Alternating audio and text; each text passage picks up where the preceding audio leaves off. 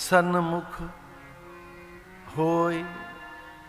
सन्मुख, जैसे आप फोकस करेंगे, थोड़ा उस पर फोकस करेंगे, आप केंद्रित करेंगे अपनी चेतना को, जन्म कोटि अघ नासहि तब है।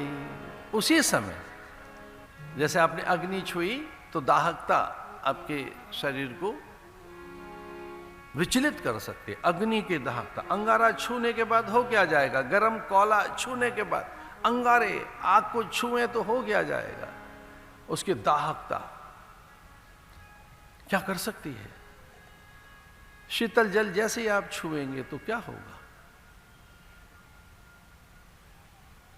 इसे विकार की निवृत्ति, ये साधन की पहली सिद्धि है। मनोमालिन्यता न रहे,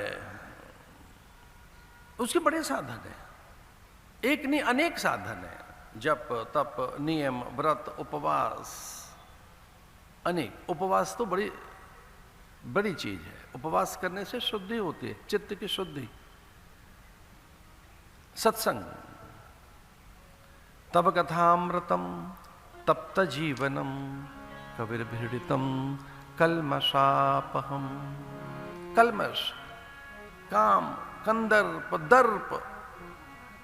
कई बार तो लगता है काम मिट गया है पर उसकी जड़ें रहती हैं, लगता है क्रोध चला गया पर उसकी जड़ें रहती हैं। समूलोच्छेदन, समूलोच्छेदन, उन्मूलन। एक किसी युवक को ऐसे लंगड़ाते हुए चलते देखा एक साधु ने और पूछा, भाई क्या है, आपसे ढंग से चला नहीं जा रहा है और आप कर क्या रहे हैं। तो उसने कहा, महाराज यहाँ एक कांटे थे, मेरे पैर में चुभे हैं।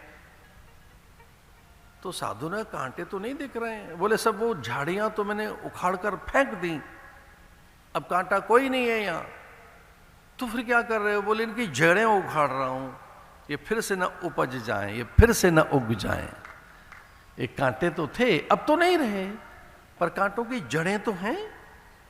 तो जड़ों का क्या करोगे। बोले, इन जड़ों का उन्मूलन कर रहा हूं, समूलोच्छेदन कर रहा हूं, इनकी जड़ों पर प्रहार कर रहा हूं। जड़ें भी उखाड़ कर फेंक दी।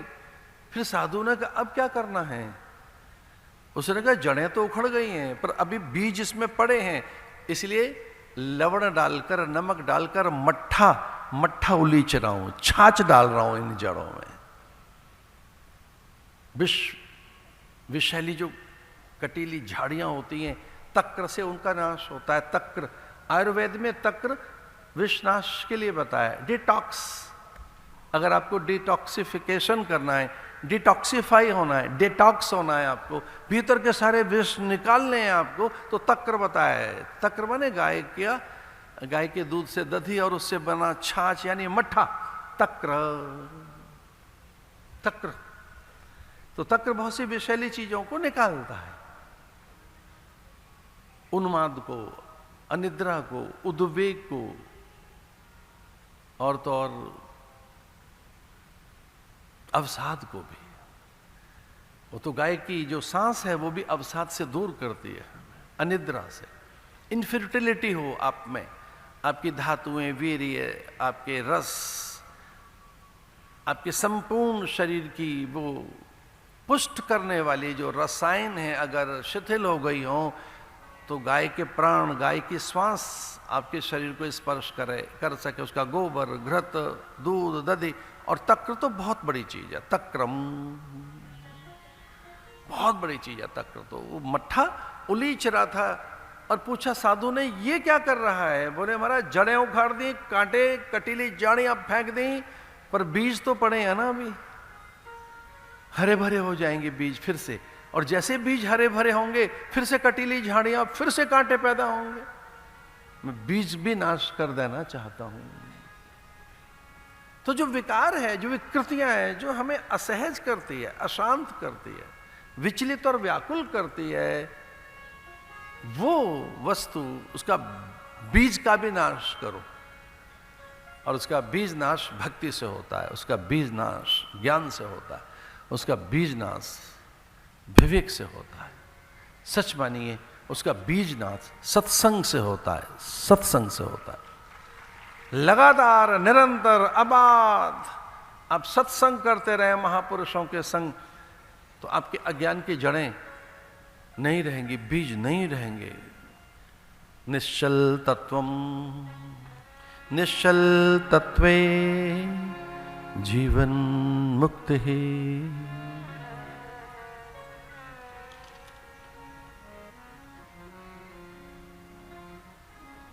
इसलिए मन को शांत करने के लिए, सहज करने के लिए, इसकी चिकित्सा करने के लिए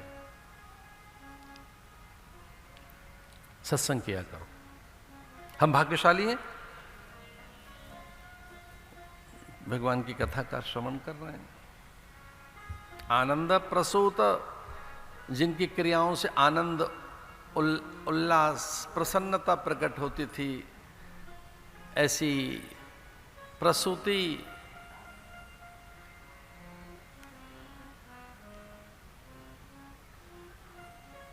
से सती का जन्म हुआ, और वो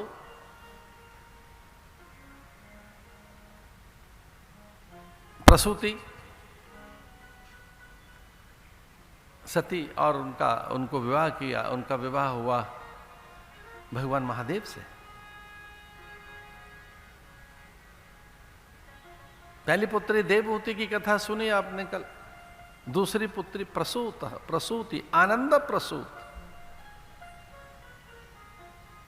आप अपने स्वभाव में ऐसी दिव्यता लाएं कि जब मिलें तो प्रहर्षित हो तो मेरे लोगों से। आपके संवाद, आपकी चेष्टाएं, आपकी प्रतिक्रियाएं, आपका स्वभाव दूसरों को हर्षित करे, आनंदित करे।